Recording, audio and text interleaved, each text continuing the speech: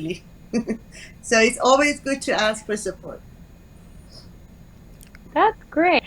Well, Miss Bonnie, I know we had a great session yesterday, but so many people were um, very mesmerized with the session yesterday, and they had great questions.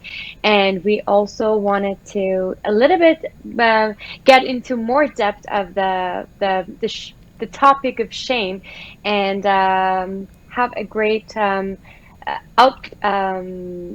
So, what's your thoughts on shame again? So shame is different to different people. When I feel shame, it might be very different than when you feel shame.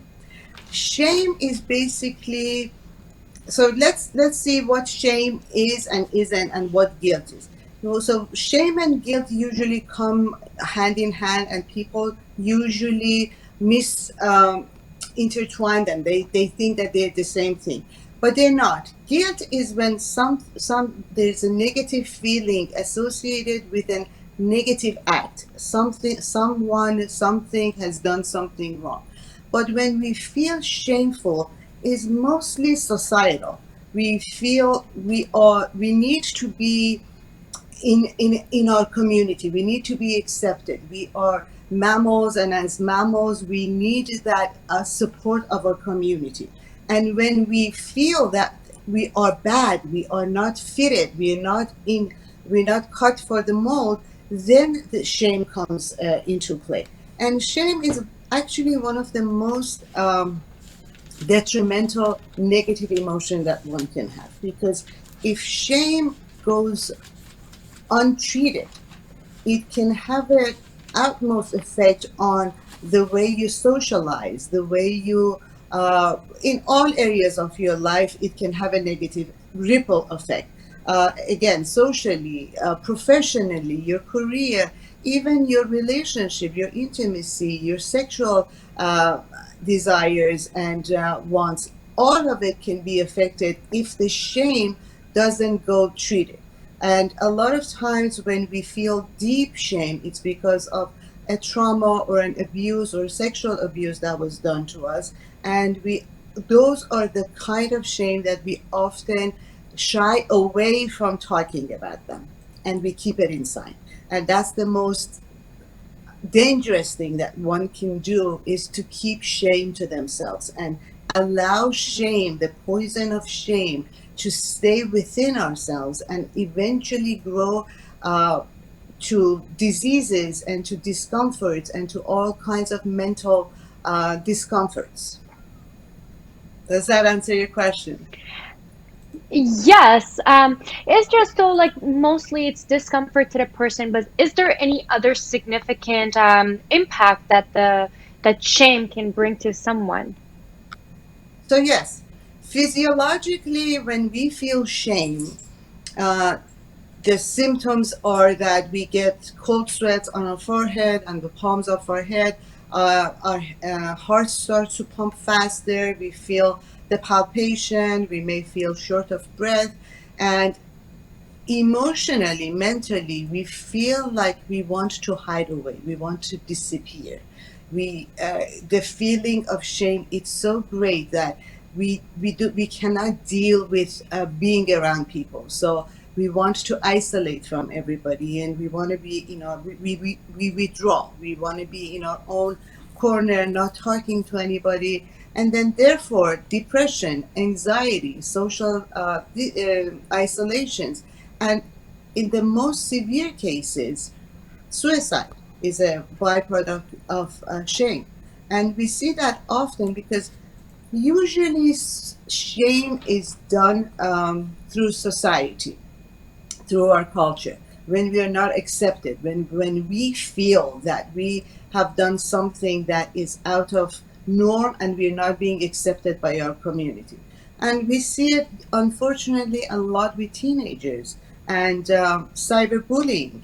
You know, how often do we hear that after someone was bullied over and over again, as a teenager, 13, 14, 15, when they felt so shamed that they couldn't even talk to their parents or to get support, they ended their lives. So suicide, it's definitely a reason of byproduct of shame, and why people don't talk about shame that much, and ultimately causes all kinds of mental and emotional distresses in the body.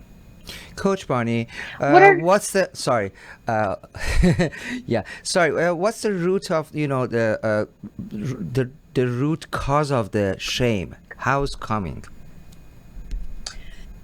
So shame basically starts as we are very young, at a very young age. There are different kinds of shaming. One is cultural shame.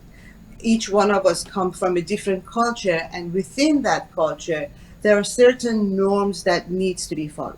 If someone steps outside of these norms or does something that the community or the culture doesn't accept that as norm, then they start shaming that person out of the community. Now, religious conditioning is another shaming way of giving shame. So in every religion, there are certain guidelines per se, or a certain way that you need to be. And if you step away from these guidelines or common rules, then by You feel shame. religious, yes, you get to be shamed. Trauma and abuse, sexual abuse, is another cause of feeling shame and feeling not good enough, not worthy enough, not being deserving or loving. And again, as children, when our parents are most dominant caregivers, say things that either intentionally or unintentionally puts shame on us, that shame, that feeling, that negative feeling stays with us. And because it was told to us by someone that we trust as children, we trust our parents, we trust our teacher, we trust our caregivers. So when they say something that you are not good enough, you're not lovable, you're stupid, or you're fat, or whatever they say, either intentionally to bring awareness to us or unintentionally, that negative belief stays with us. And unfortunately, most of us take those limiting beliefs, those negative things that were said to us, we take that to be true. We make it our reality. And as we move to adolescent to adulthood, we carry all these negative beliefs with us, and through the years, through other experiences, these baggages gets bigger and bigger and bigger, to a point that, again, anxiety starts to happen, depression starts to happen, feelings of unworthiness starts to happen. All of the negative emotions starts to act out and affect the way we live and we show up in life. Is there any way that we can get rid of the shame? Is there any remedies for it? Absolutely. First and foremost, talking about shame, knowing that what you're feeling, it's not your problem. Everyone else might feel the same way, or has been in the same shoe as you have been. So talking about your feelings is the number one remedy for shame. And when someone talks about shame and the negative feelings that they have, the most important thing for the professional or the one that is listening to the person talking about shame is not to judge the feeling, not to judge. Sometimes they say, I feel so shameful, I did this silly thing yesterday. And the other person says, oh, that's nothing to be ashamed of.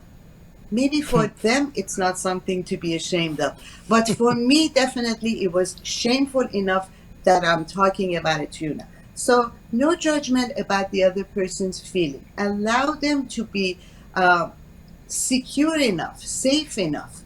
Build a secure and safe environment, space for them, so that they can talk about their feelings and what is going on with them. Group therapy is a great way to talk about shame, because in a group environment, you hear other people's feelings and how they feel the shame and what they have gone through. So you don't feel excluded, you feel included in the shame. Individual therapy and also NLP. NLP has a very, very powerful technique called time technique that takes the client back to the childhood and actually to the root cause and the very first time that they felt the shame. So when they get to that point subconsciously, they're able to release the shame by walking through the shame and learning a valuable lesson from the shame. Shame might have had some support for us in the past, but as we grow and as we are now, shame doesn't have that support system for us anymore. So we are able to remove the shame by replacing it with a positive feeling and removing the negative feeling and learning the learnings from it. Because every time that we haven't Go ahead. Go ahead, sorry. No, go ahead. So every time that we are experiencing a negative feeling, every time that we are experiencing a challenge, every time that we are up against a setback, all of these things that are happening in our life they're like a teacher. They're there to teach us a lesson, even shame. So what can I learn from my shame? How can I grow from my shame? What can I teach others? How can I be support of others when they go through the same thing? And lastly, by doing all of this, you build self-confidence, you build self-esteem. When you feel comfortable in yourself, when you respect yourself, when you trust yourself, when you love yourself, that's the most important one. When you feel that you are worthy, then shame becomes not as important. You can deal with shame much more realistically. Shame doesn't need to take you down, doesn't need to drag you down, and you don't need to feel stuck in the shame when you have self-esteem. So, as a master of NLP, so you said something. Remind me something like EMDR. It's called time technique. Yeah, it's time technique. It's different, right? It's not like a EMDR. It's different. But and also you mentioned something is close to hypnotherapy. And I know you are master of both. Time technique is very similar to EMDR. Okay. It's very similar to EMDR. It does the same, has the same process. EMDR focuses on eye movement desensitization. Time technique takes you back to the original subconsciously to where it's like a float back in time, actually. Right. And hypnotherapy, actually, yes. A lot of these negative emotions that we hold, a lot of times we feel shame. We're not even really aware consciously where the shame is coming from. Most of it could be subconscious. It's so deeply, deeply hidden in the subconscious that we might not remember it consciously. So what hypnotherapy does, quiets the conscious mind so that we can give positive suggestions to the subconscious mind to make the shift. And how does shame impact our lives? It can be, it can, if shame is not treated, it's debilitating. It actually can really take a person from doing anything, from taking any action, from they have no motivation, no inspiration, and it feels kind of stuck, stagnant. You don't want to do anything. You want to hide in a corner, pull the blankets over your head and not be seen. So it's a very isolated and lonely feeling to live with shame. You don't want to be around anyone. You don't want to talk to anyone, because when you feel that much shame, no matter what you do or say, you think you're wrong. You think you're doing something wrong. So why do it anyways? So you you kind of withdraw from taking any kind of action. And another thing that happens when we are staying in shame, we get addicted to things. How so? Because we want to numb the pain, we want to numb the shame. We drink excessively, we have sex excessively, we party a lot, we do all these extra outside of us things that kind of like at the moment it gives us pleasure, but at the end of the day it even deepens the shame, because that's not who we are. We just acted out to cover the shame and to numb the shame. So we got to get drunk or did something silly, and we get angry. Addiction is one of the big reason of addiction is shame, right? Absolutely. And it's a reason that people want to numb the shame or hide the shame or not feel it. So they go and they have these instantaneous pleasure acts and get themselves numb.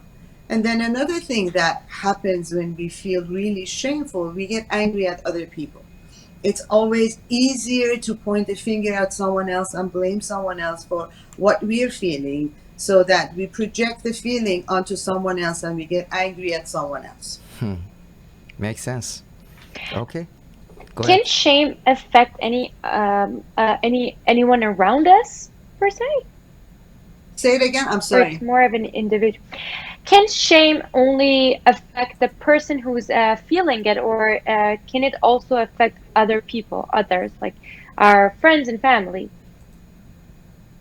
Very good question. So when I'm feeling shameful, when I'm feeling that I don't want to have any connection with anyone, when I feel depressed, when I have anxious thoughts, when I'm feeling I'm not good enough, all of these feelings energetically puts me in a certain frequency.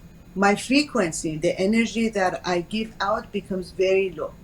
So when my energy is very low, everyone around me gets affected by it. Imagine living by a depressed person. No matter what you say or what you do, you can lift their spirit up.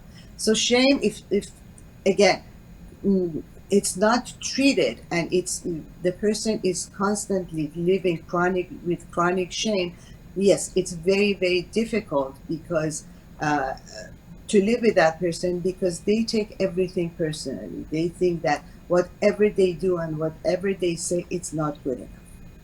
Wow, it's amazing. Looks like if you see someone super hyper or looks like a outgoing person or doing party or drinking or something like that, it doesn't mean that person is truthfully, happy. It sometimes comes from shame.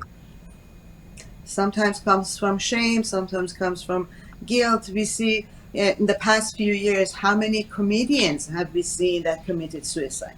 Right. From the outside, their life looks perfect, looks flawless. They're comedians, they make us laugh. Yet deep inside, they're feeling that negative emotion and all of that distress and depression. Okay. Nikki, do you have more questions? No, this was such a great and informative session, and I hope we can have another chance to have another session with Dr. Bonnie. Definitely. Thank you so much. I appreciate that. I appreciate the opportunity. And also, if our viewers, you want to contact with Coach Bonnie, you can contact with this number. Simple. 310-477-8833. Los Angeles. Okay. Thank you so much. Have a great evening. You too. Thank you. Bye-bye. Take care. Have a great evening. You too. Bye-bye. Bye-bye. So, back to Nikki. So, you had a good biking yesterday, right? I can only show you a very, very small portion of this biking Oh my journey. God, I'm sorry. I didn't want Unfortunately, to mention that's that. I said you want to just say the good part. So that's the one another story. Most of people, they want to show everything you look good, right? But you start with you're amazing. always going to look pretty and perfect behind the cameras. However, the reality could be completely different. Different, right, right, right. Okay, stay tuned, and we will come back after beautiful music.